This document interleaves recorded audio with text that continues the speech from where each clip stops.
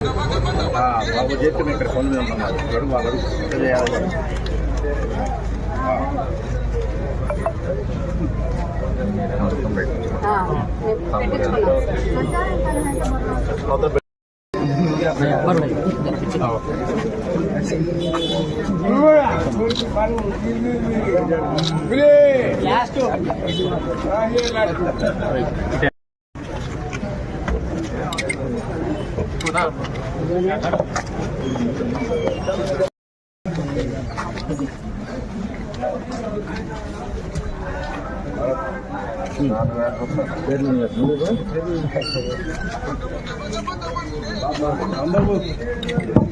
₹100, ₹200 పెంచలేదు, ₹1000 ఇచ్చింది, 4000 ఇస్తుంది. అయిపోయినాయమ్మా.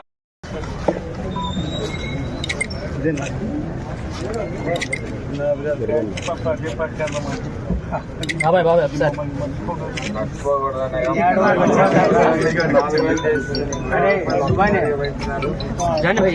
एक बार देखो.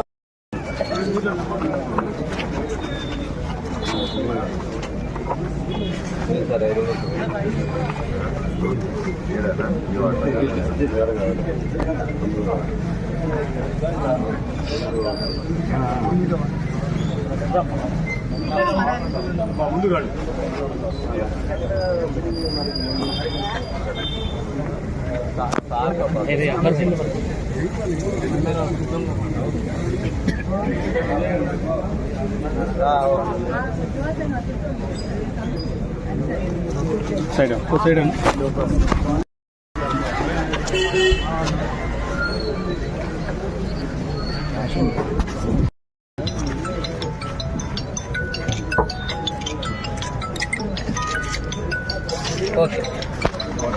అంటే ఆలోచించి ముందుకు రాని పరిస్థితి. ఈ రాష్ట్ర ఆర్థిక లోటు దయనీయమైన స్థితిలో ఉంది. 10 లక్షల కోట్ల అప్పుల్లో మునిగిపోయింది. ఏటా 75,000 సుమారుగా 75,000 కోట్ల రూపాయలు మరి అప్పు కింద కానీ వడ్డీ కింద కానీ అసలు కింద కానీ జమ చేయాల్సిన పరిస్థితుల్లో ఎన్డీఏ ప్రభుత్వం ఈరోజు దాన్ని చక్కదిద్దే కార్యక్రమంలో తలమొలకలై ఉంది. అలాగే ప్రజలకు ఏదైతే వాగ్దానం చేశారో ఆ వాగ్దానాలను ఎన్డీఏ ప్రభుత్వం కట్టుబడి ఉంది. ఆయన నెల రోజులు అధికారానికి దూరం కాగానే జగన్మోహన్ రెడ్డి అది ఇచ్చావా ఇది ఇచ్చావా అని చెప్పేసి ప్రెస్ మీట్లు పెట్టి మాట్లాడుతూ ఉన్నారు. అతని మానసిక పరిస్థితి బాగాలేదు. అంటే ఇక్కడ అల్లావుద్దీన్ అద్భుత దీపాలు ఏమి ఉండవు.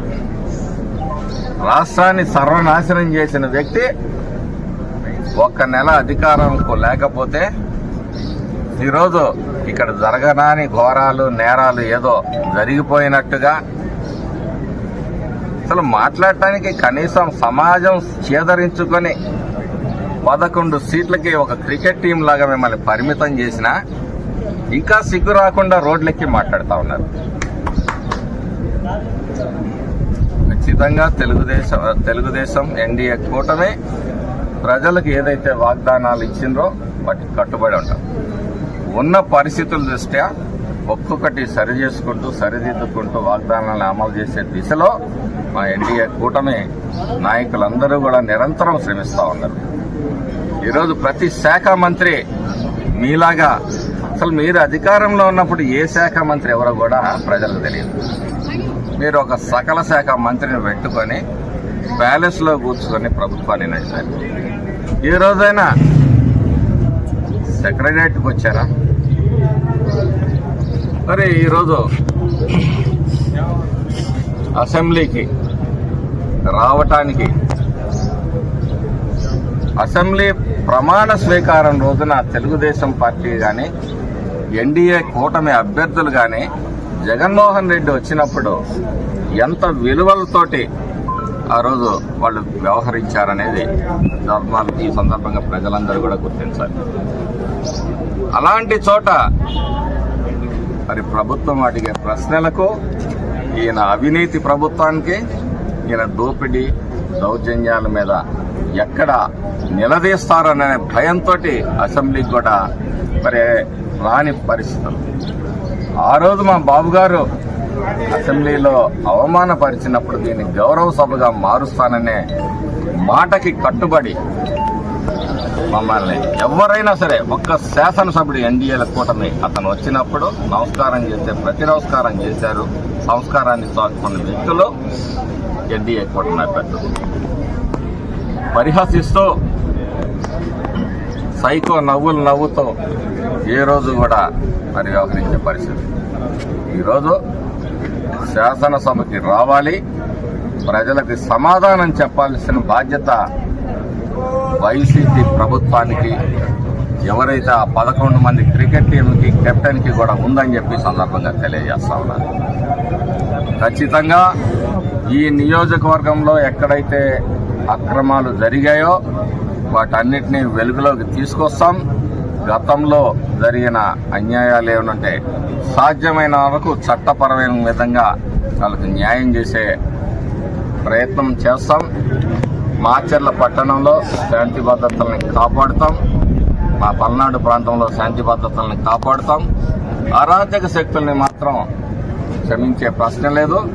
గతంలో ప్రజల ఆస్తుల్ని దోచుకున్న వాళ్ళు ఏవైతే ఉన్నాయో వీలైనంత మేర చట్టపరంగా వారి మీద చర్యలు తీసుకొని ప్రతి అక్షరం ప్రజల పక్షంగా నిరంతరం పోరాడుతున్న పీవీఆర్ న్యూస్ తెలుగు 4వ వార్షికోత్సవం సందర్భంగా శుభాకాంక్షలు తెలియజేస్తున్న సల్మాన్ రాజ్ మాచర్ల సర్వేయర్.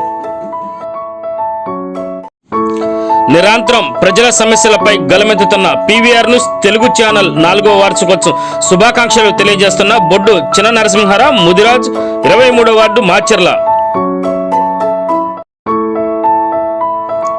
పల్నాడు ప్రజల సమస్యలపై నిరంతరం పోరాడుతూ ప్రజల మన్ననలు పొందుతున్న పీవీఆర్ న్యూస్ తెలుగు 4వ వార్షికోత్సవం శుభాకాంక్షలు తెలియజేస్తున్న మాచర్ల చక్రధర డిగ్రీ కళాశాల ప్రిన్సిపల్ కుర్రి సాయి మార్కొండారెడ్డి.